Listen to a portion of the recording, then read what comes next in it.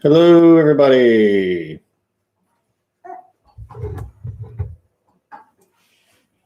How is it going?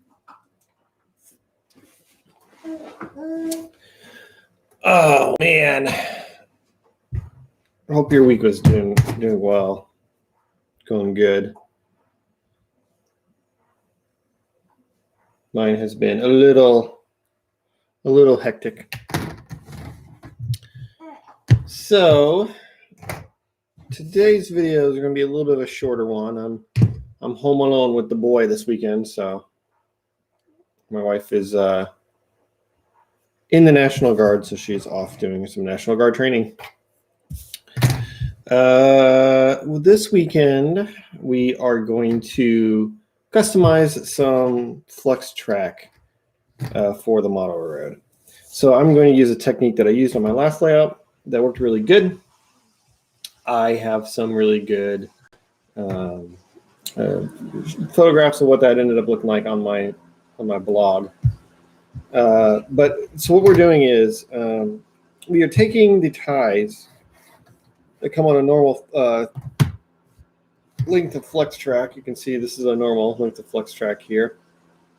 And tie spacing is what you would find for normal mainline track. This is the kind of track that, if you're going from one town to another, the spacing between that track work or the ties on that track work. We're taking that and we're spreading that spacing out because we are creating tracks for stub end sidings on my yard, as well as tracks that lead into the recycling facility that's kind of on the opposite end of the main line in Sandpoint. So in order to create the wider spacing for these sort of less used tracks, I have this guy right here. See if this will show for you guys. All right, this is it's just a cardstock kind of piece of paper that I created a couple of years ago with spacing for ties on it. And what I did was I cut the flex track comes with these ties with these little plastic sort of joiners on the ties to kind of keep all the ties spaced appropriately. I snipped those with some rail cutters here, and pulled out one or two of the ties, every few ties, and then kind of space things out.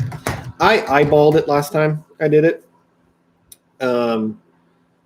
And just to kind of get to look about what I wanted it to be. If you're wanting to be a little more precise than that, it's about 4 to 5-ish inches further apart for stub end siding track for light track like this than it is for the track that you find more on a main line.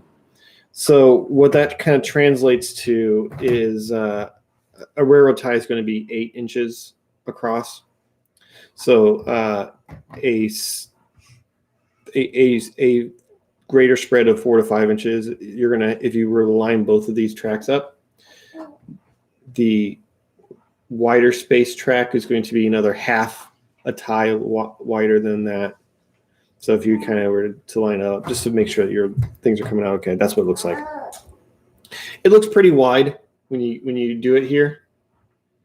The tie spacing there looks pretty wide, but I assure you, when you go and lay it down and you ballast it, you paint it up, you beat it up a little bit, it ends up looking pretty darn great, I will say. So let's see here. I am going to go ahead and I already started on this, as you can see, and unfortunately my lighting is not going to be so nice as you can see. So what I'm doing is, come on, light. There we go. I'm just laying the track down here, lining up to these spacing lines here, and making sure things line up. And that's what I'm going to be doing. I'm just going to go ahead and I've already got the first few going and lining those up. Those look pretty good. It's a little bit of lining up with this and a little bit of just kind of eyeballing it.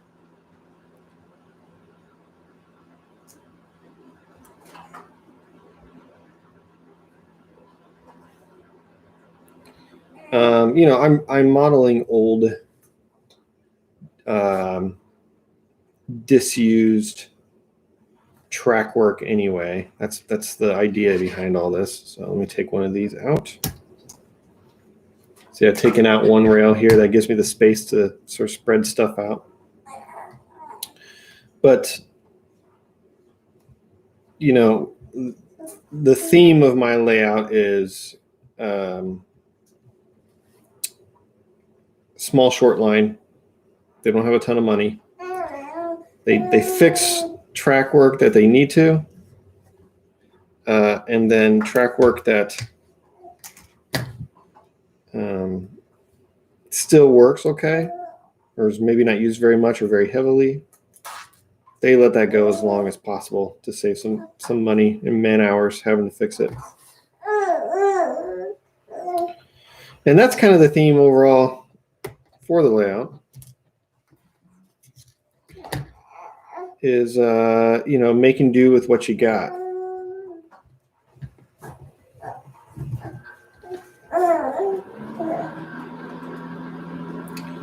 Mike Confalone made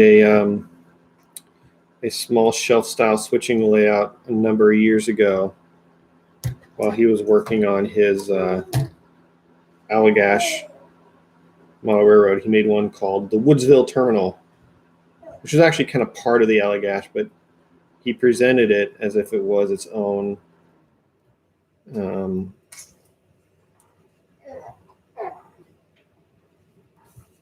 model railroad at the time. And that railroad has been a huge inspiration to me, the Woodsville Terminal. Lance Minheim is a common name that people like to cite as being a huge influence on them getting back into the hobby, and that is certainly the case for me as well. When I was wanting to get back in, I didn't want to I'd done the 4x8 foot layout. I'd done the smaller loop-de-loop layouts, and those are great. I thoroughly enjoy them, but I kind of wanted to try something a little more operations focused.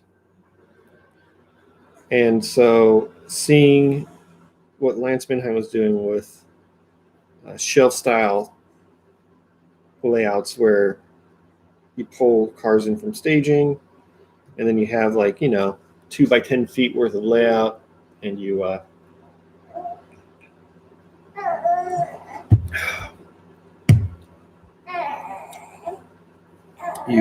operate in that little area. You switch your cars out, and then you go put it all away again.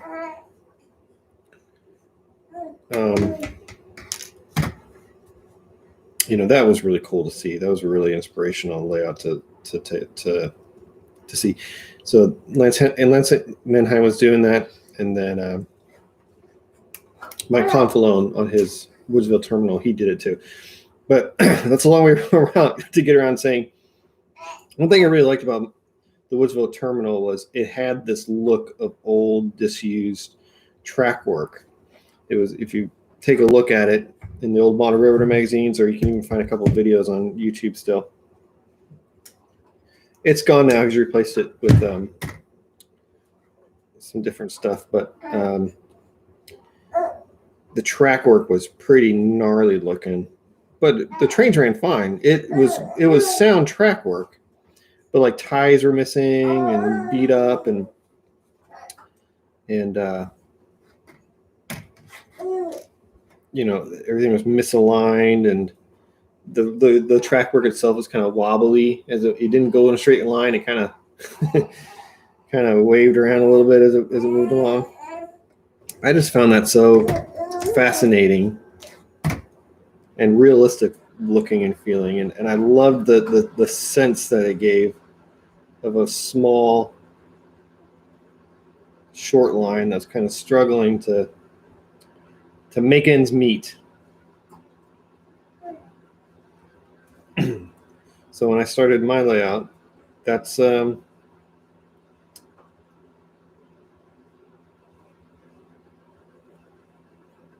of the theme I took on. So I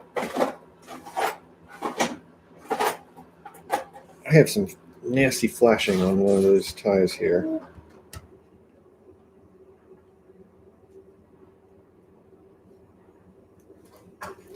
So one thing I do is I do this. I take the track and I make it look older and a little shoddier.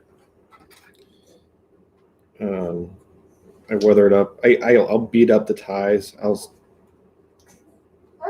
gouge out really deep cracks. You know how like railroad ties will crack down the center? I'll split that out, split the edges. Take out a really big gouge along the center of it. So I can kind of give it a feel of like, you know, maybe something dropped off the train once and smashed into the ties. And it's these little details that, like, I don't think enough people really focus on when they're building their model railroad. A lot of people are very careful to make sure that the locomotives and the cars are all very highly realistically detailed, and they'll work on buildings and scenery and make that look really highly realistic and detailed. And that all looks awesome. And then they get to the track work and they kind of just lay down some flex track, and they don't go any further than that. You know, they'll weather it up a little bit, but your track work is a model as well, right? I mean, every photograph you take of your layout features your track work. Almost every, anyway. And if you have a really nicely detailed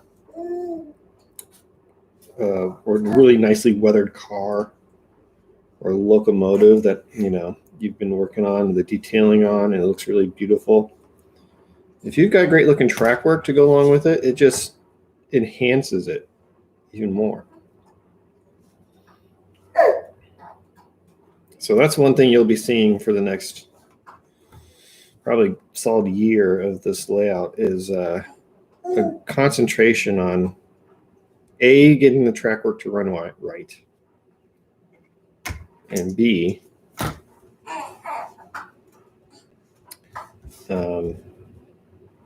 super detailing that track work. So we're going to be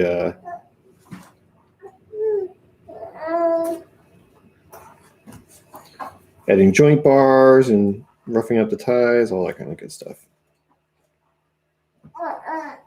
Okay. I'm going to go ahead and take a look at this and basically give it one more pass before I call it ready to put on layout. What I'm looking for is areas where the tie spacing is too great.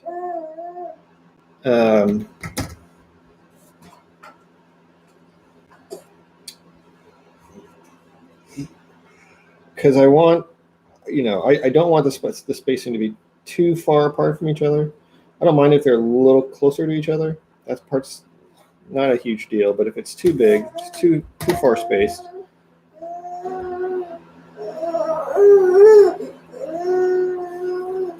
it starts to look a little funky. It starts to look a little too wide.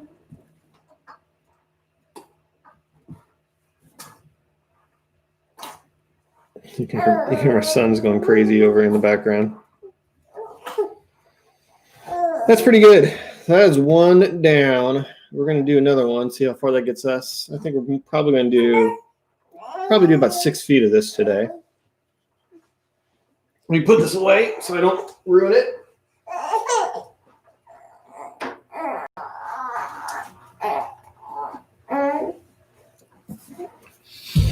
So here is the next section of track. I've already pre-measured and trimmed it. It's flextrack. It's normal flextrack. But I pre-measured and trimmed it up so it fits in the spot I want it to go. What, buddy? What? Oh, goodness. You being tired? Are you tired? Yeah. Let's see if he'll calm down. If not, I'm going to put him in. He needs a nap is what he needs. He's got a full belly. Yeah, let me run him upstairs really quick and put him in his crib. Because it's nap time for you. You haven't had your morning nap yet. Come on. Come on, you've been up too long.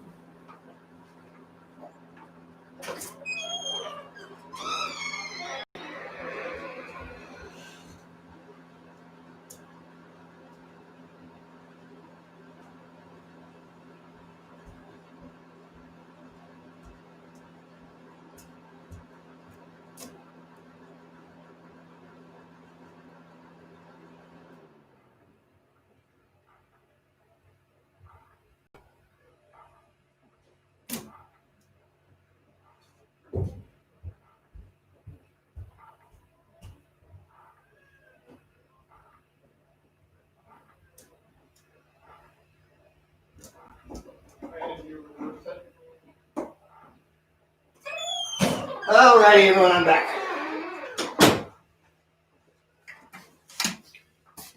Okay, sorry about that. He is definitely tired, that's for sure. Get the old baby monitor on.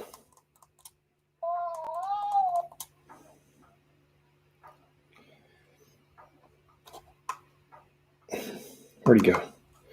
There he is. This little bugger. I'll put him on his back and he flips over to his stomach every single time to sleep on his stomach. And his mom does not like that. She's so concerned he's going to,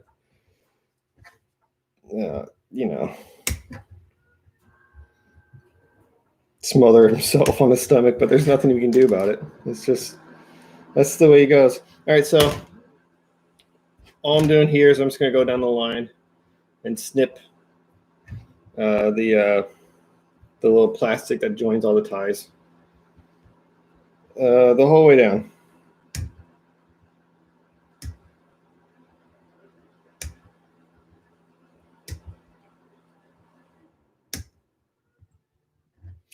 So yeah, so I really there's been a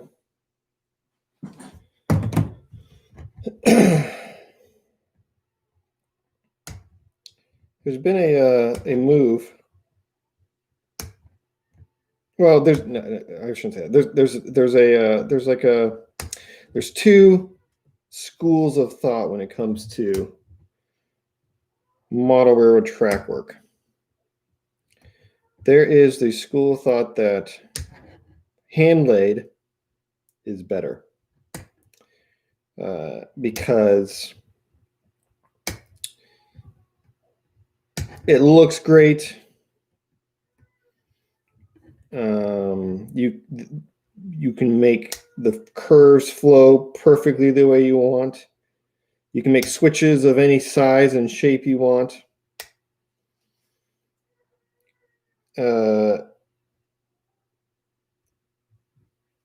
So people really dig hand laid track. I like it too. I like the way it looks.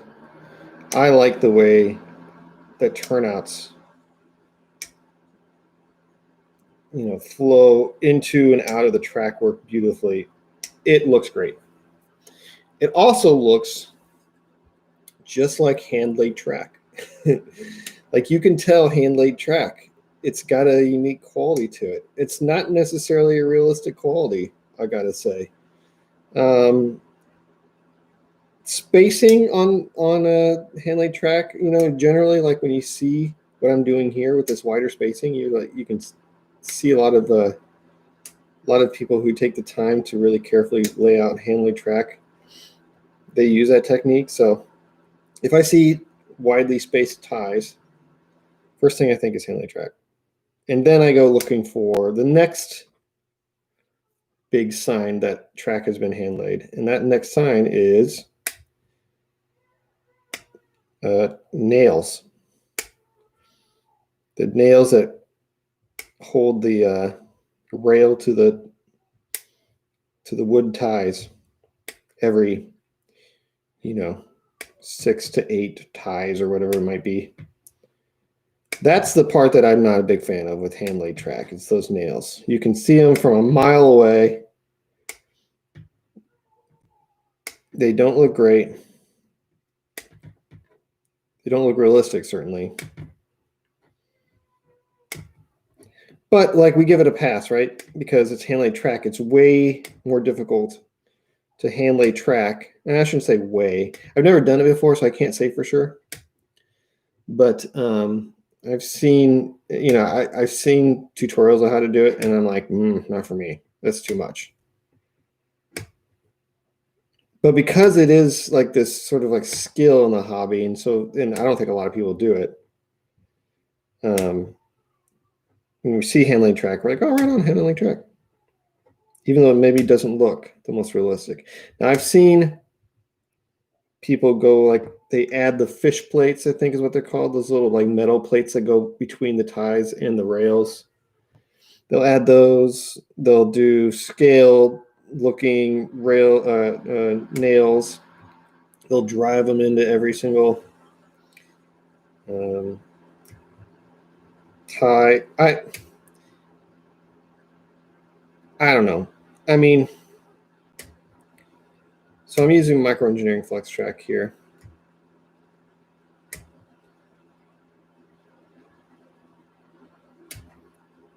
And microengineering flextrack. Let's see if I can get it to show up here. Come on, focus. Focus. Do you see the scale size of those, of the nails there? They're very tiny. My gosh, they're tiny. They look great. Oh, he's out. My boy's out. He struggled for a bit, but he went out. They're very tiny. They look really good. And that's just difficult to do with hand laid track. So I like the flex track. I'm a flex track kind of guy, honestly. And, it takes a little bit of work, but I'll tell you, when you paint up flex track, when you beat it up a little bit with an X-Acto blade, and then you add the joint bars and you paint it up really nice, and into washes of different colors on individual ties, and you don't go hog wild with it. You try to keep it so that it all looks like it all weathered at the same time. You want variations in color between ties, but you don't want to go hog wild with it. I've seen people go a little too crazy with it. And if you look at real life, it's a little all over the place. But as a whole, it looks good together. It looks consistent and even. That's generally what you want to look for when it comes to weathering ties. But anyways, you do it on flextrack.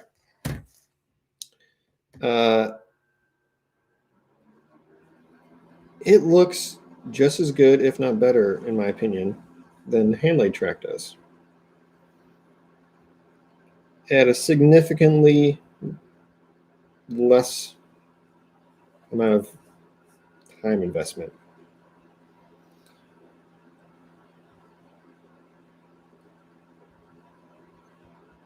Of course, I could be talking my butt because I have never done it.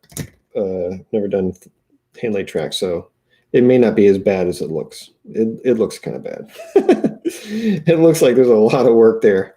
If you consider like how many how many ties is on the average layout alone, and having to lay out all those ties individually. Ugh.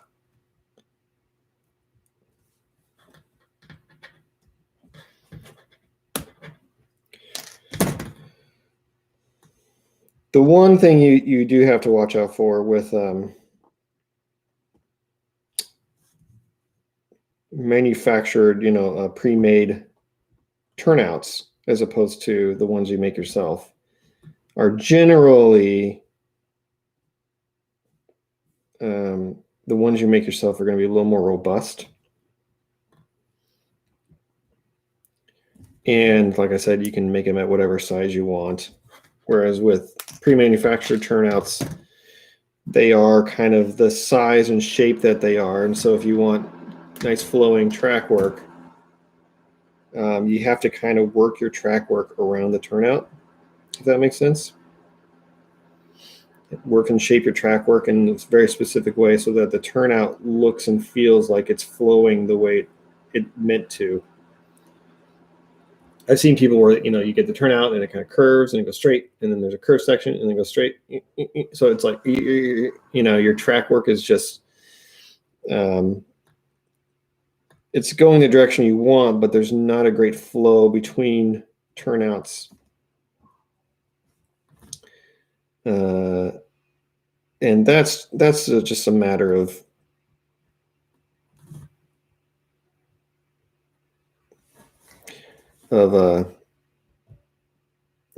it's just something you have to put up with. Take your time, design your track work to incorporate those turnouts in the way they're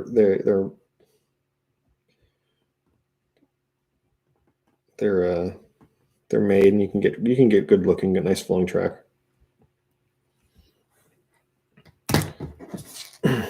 I'm using turnouts from Microengineering mostly, but I have a number of curved turnouts from Walthers, and those just allow me to keep the track work flowing nicely. I've got a section of my yard that has both Microengineering and Walthers curved turnouts, and the flow of the track work there is really nice.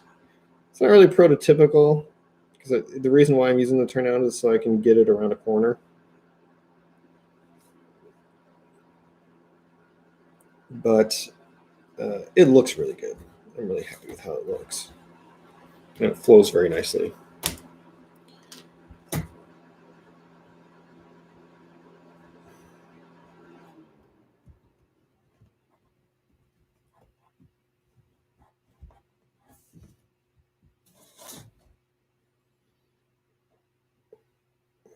Okay. Getting towards the end of this here.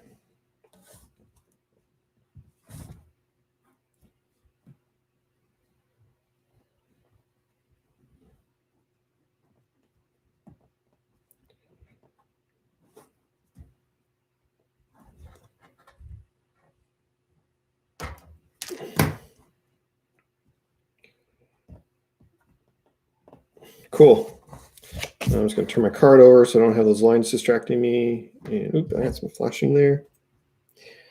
This set of track is flashing crazy. I'm going to have to go through. This is code 70 track work I got here. And I'm going to have to go through and take a look. I laid code 70 in the yard as well. And I didn't do the spacing thing on my yard tracks because I'm looking at Google Maps of the actual yard I'm modeling. And the actual yard I'm modeling, by looking at Google Maps, I don't see a difference in spacing between the main line and the yard tracks. There's a main line track that runs alongside it, and then there's yard tracks.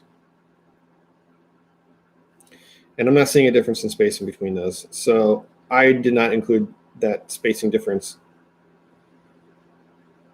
in my model either. However, once you get into Washington and the track work that on the sidings there is a significant spacing difference between the main line and the siding track. So that's what we're doing. All these stub end sidings are going to have this wider spacing to them. I think the reason why there isn't spacing difference in the Sandpoint yard is because those weren't originally like traditional yard tracks. I think they were like passing tracks. There was a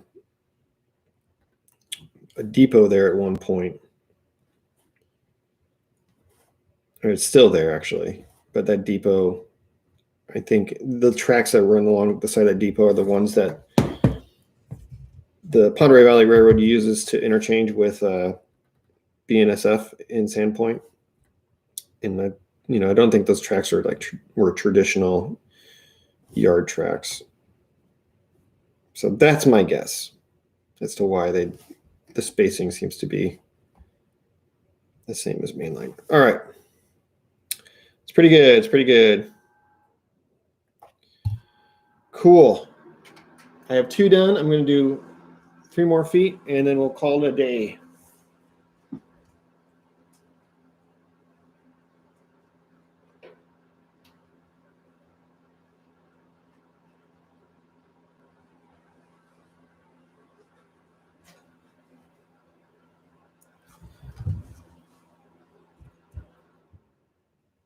Hey, Wicked Insanity.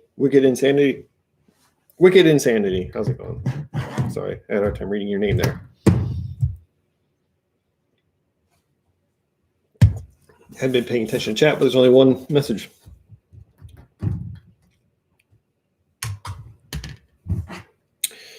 So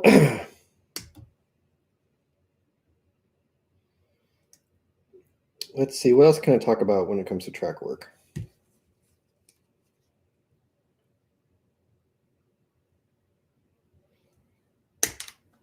I am using code 70 here.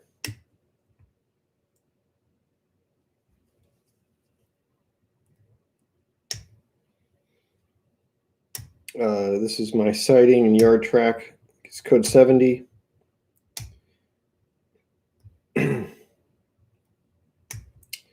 And my mainline track is code 83.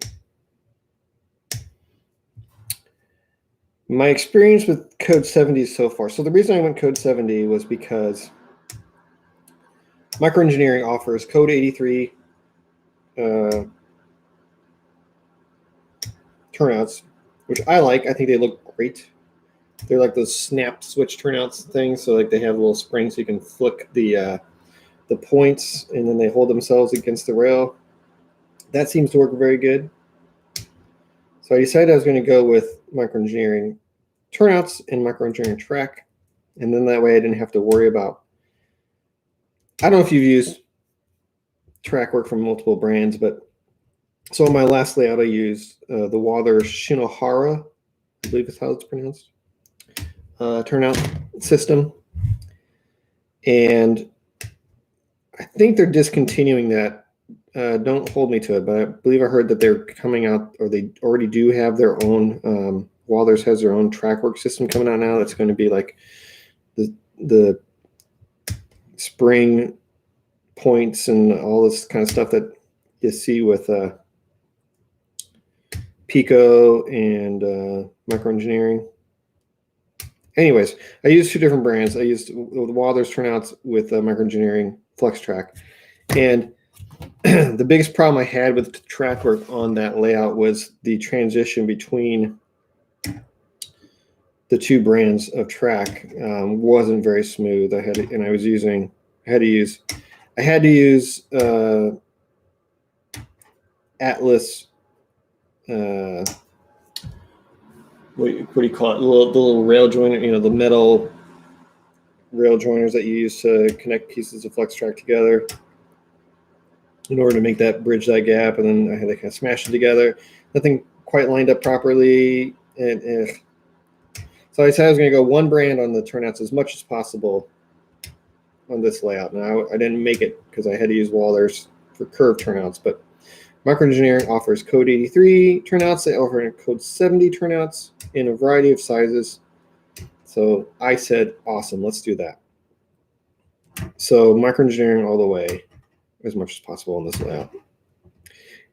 And having those code 70 turnouts for the yard work, for the yard tracks, and for some of my industries, my paper mill has code 70 turnouts. Yeah, it's really cool. Now, I will say this. I don't see much of a difference side by side between code 83 and code 70. I think in photographs, it'll make itself more apparent. But as I'm standing there at the layout, looking at my track, you have to really know what you're looking for to be able to tell the difference between code 83 and code 70. It's there, all right. There is a difference. Code 70 is thinner. It's smaller. You know, the rail height is less.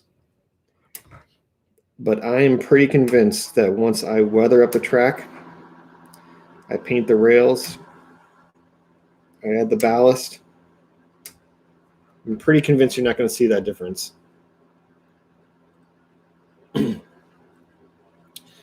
Hey, Wicked and Sandy, no, it's not N scale, it's HO scale. But HO scale or N scale cattle track is good too. I think I used Atlas in my N scale layout personally, but that cattle track's pretty cool for N scale for sure.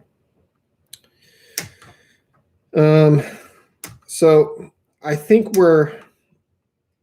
there's a couple of people out there using that. So Microengineering also makes a code 55 flextrack. They don't make turnouts in code 55, I don't believe.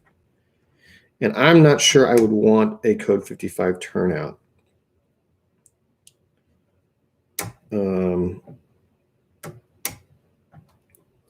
I think at that point, the rail points might be just way too flimsy. I wouldn't want to try to, I wouldn't want to risk breaking the turnout.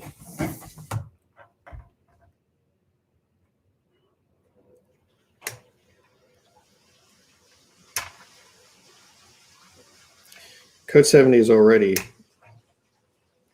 I can feel, I can, as I flick the turnout, the points on the turnout, I can feel the difference between the code 83 and the code 70. Code 70 is just a little, it's a lighter, you're going to have to be a little more careful with it, I think.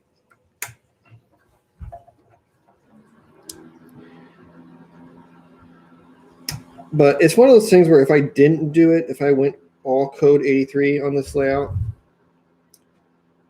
I would have always wondered, is my railhead too high? Does it look scale enough? Does it look realistic enough in these photos? That would have always been in the back of my mind, bugging me, because I'm that kind of guy where that kind of thing would just bug the hell out of me.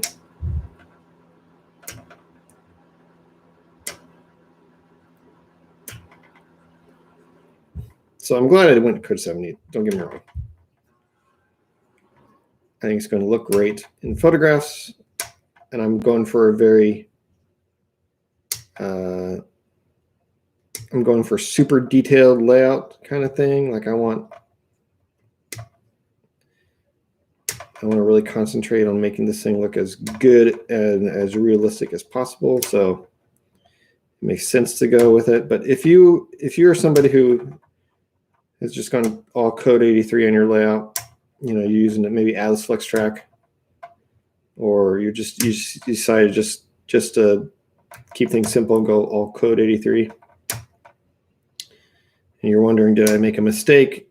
Am I missing out on something? The answer is no, you're not. There's a slight difference between the two for sure, but I don't think it's anything to worry about. Scratch build grain elevator. That is going to be awesome. I can't, you know, share some pictures when you make that happen. I am a big fan of scratch build stuff. I'm planning on doing a lot of scratch building on my layout for sure.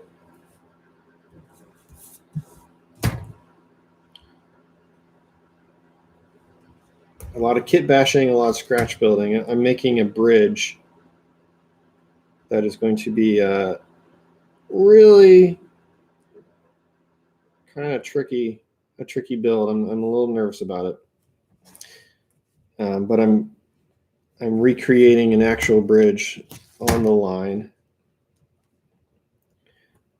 called the Box Canyon Bridge, and I've got engineering schematics for it, and I've got all sorts of things. And I'm not gonna be able to do the full bridge. I'm gonna have to do a selectively compressed version of the bridge, because even with the space that I have available to me, I'm not able to do the entire length of the bridge.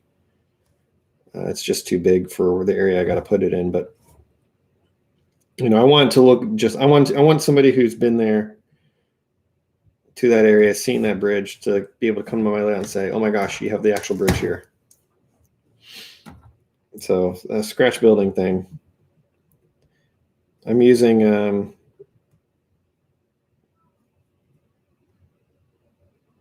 the micro engineering bridge, the one that everyone uses, as a base, and I've got some additional trestle parts and plate girder bridge parts, and I'm going to scratch build that puppy using those parts. Not really a kit bash at that point, because you're not following any of the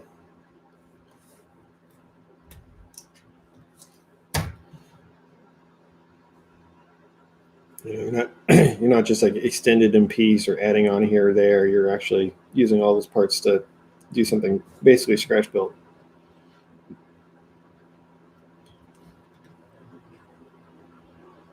But that is going to be one of the last things I build for the layout, because I am not very experienced with building kits.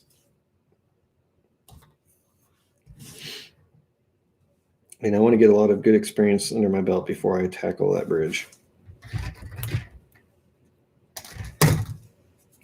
PVC pipe. That's the way to do it. That's the way to do grain elevators. PVC pipe. And then another thing you can do is, I don't know if you've got, well, this summer might not be the right time to do it, but if you've got like swap meets in your area, you can sometimes find people selling like old building kits, either that have been purchased and never used, or at the swap meets, or maybe they put them together and they're not like great looking, because they're older kits and they've used older techniques for assembling these buildings, or maybe they're not really necessarily a craftsman when it comes to putting together a plastic building kit. But you can get these things for cheap at these swap meets, a couple bucks here, a couple bucks there, kind of thing, and use those parts when you're working on your scratch built building. So like for a grain elevator, like all like the conveyors and all the piping and stuff that goes along with it, little small side buildings, you can get kits that contain all that kind of stuff for pretty cheap at like a swap meet, and then just use those to augment what you're already doing with your scratch built grain bin. And that's what I did with this. Let me grab something really quick here.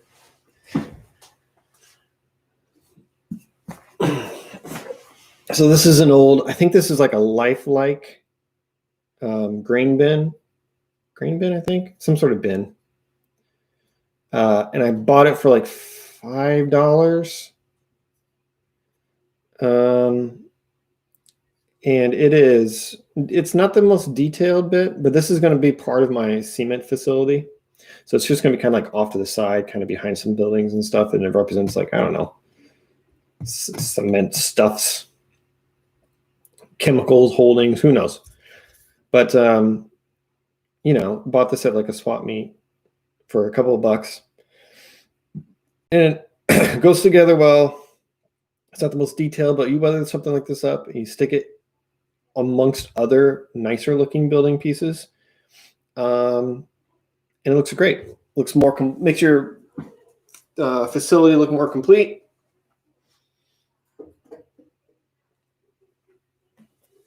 That's the way to do it.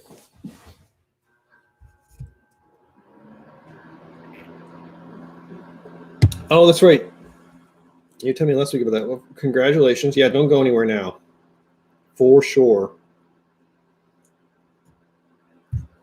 You do not want to. My first wife was on chemo. Not cancer related. She was taking it for a different reason, but yeah, you have to be really careful. She was not as careful as she should have been. And she had some problems with infections and stuff. So yeah, don't go anywhere. Next year go somewhere. I'm not going anywhere myself, and I'm in very good shape.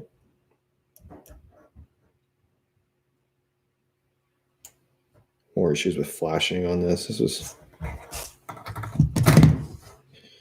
usually microengineering's track work. It's not, doesn't really usually have problems with flashing. This batch seems to have been a little more sloppy than some of the others I've seen from them. Easier to see it and do it now than when I get to the layout and I lay it on the cork, that's for sure.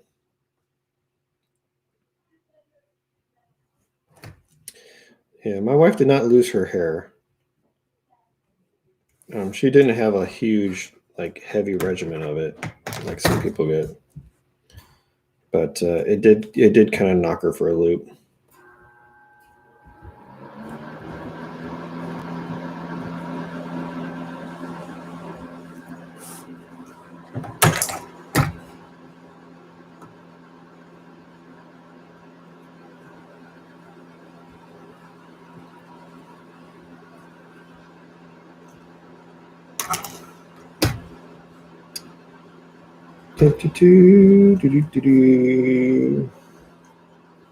Man, when I think of how much of this I'm going to have to do on my layout,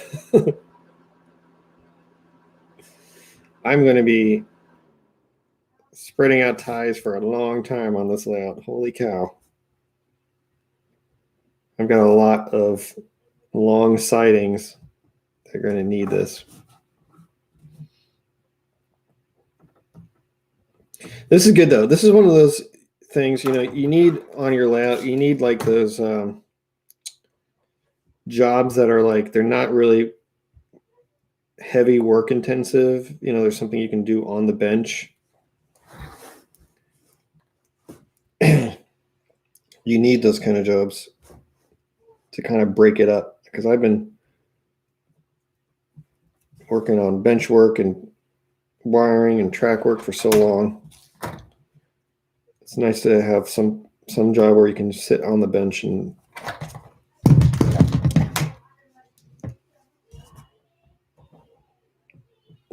not worry about it.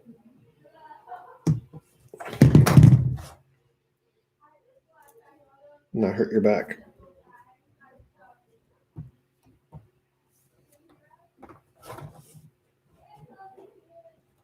Man, how great is model railroading? I mean, how many more hobbies are there out there where you can, there's just such a wide variety of things to do and ways to do it.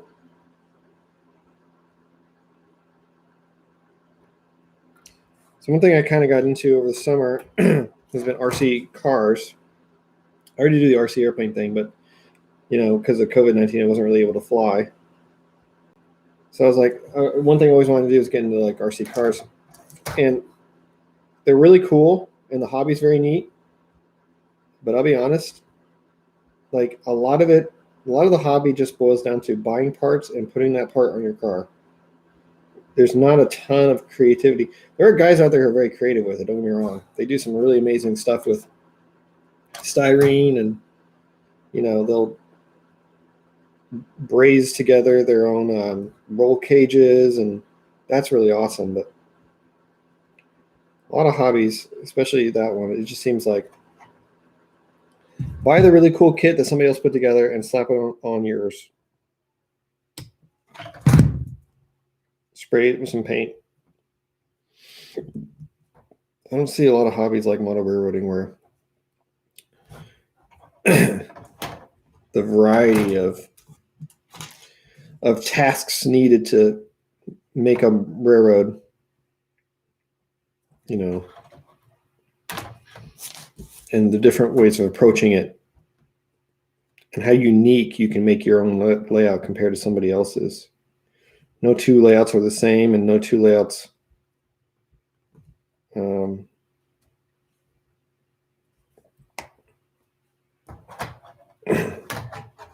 you know, each layout represents sort of a bit of the personality of the person that put it together. I love that. When I'm on Instagram looking at all the model railroads, I can instantly tell, oh, this is this person's layout, or this is this person's layout, or I've never seen this person's work before.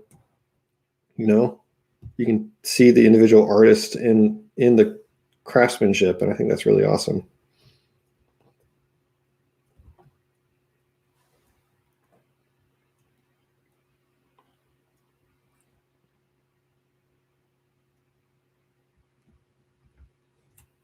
Repurposing an old bed for the wood for a layout. That's an interesting way to do it.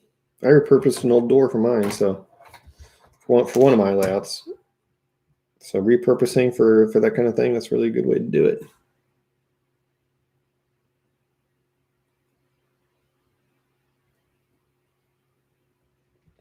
Man, that's cool to have a hobby shop. Again, you hooked at an early age like that. Kind of wish I had that. It's not something I had when I was younger. It was a hobby shop I could hang out at. We had a hobby shop in our town, but the owners weren't terribly friendly people, and you know, I'm just a kid, so they didn't really want me around, kind of thing, you know, which is really a shame.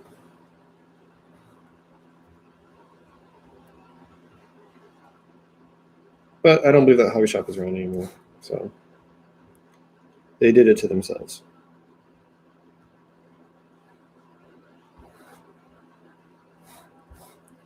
All right, I'm just going through here one more time and taking a look at these ties, making sure the spacing is good. Doesn't have to be great. You know, one thing I don't want to do, so let's talk about this really quick.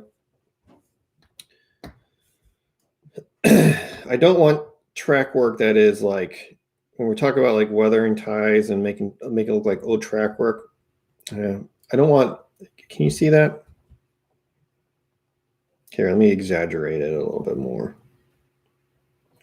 I don't want track work that looks like this, where every tie is like crooked. It's a little out of focus. Let me see if I can.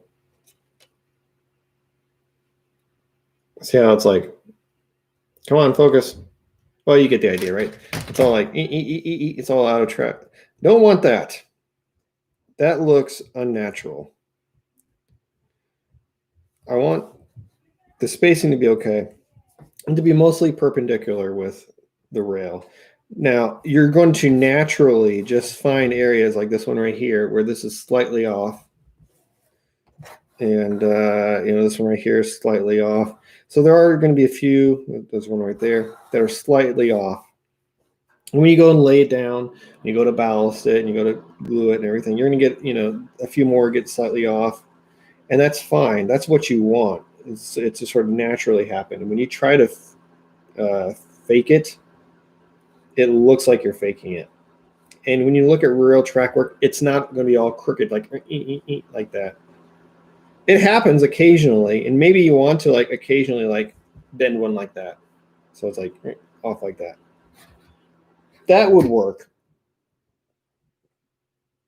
But what I find is it just ends up looking forced.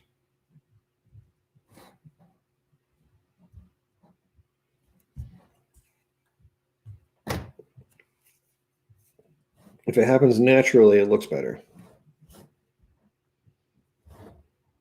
So what I'm really kind of focusing on here is just making sure spacing between track work looks good. Doesn't have to be perfect. I'm just trying to make sure that like ties, if I look at these ties, are these all look appropriate amongst themselves? And I go down here, do these ties all look appropriate amongst themselves? And I'm just spacing things. I'm eyeballing it. And what you're going to get when you do that is some ties are closer, some ties are wider, some ties are a little angled slightly. But those slight variations, it doesn't make the ties look unnaturally weathered and beaten up and old. But when you compare it to the nicer, newer flextrack pieces, there is a difference.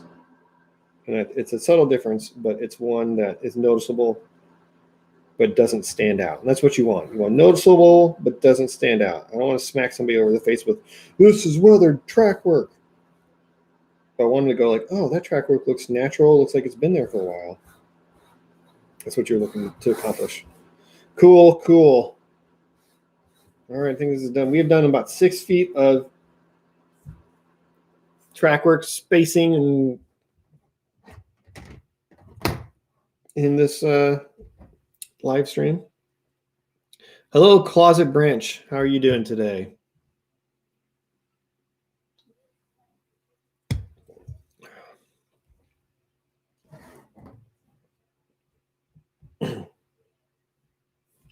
Yep, I think this looks good. Let's look at the pile of toss away ties. I don't know what I'm going to do with all this. These are all the ties I pulled out of 6 feet of track in order to space these ties out. But it looks good. Looks really good. All right, folks.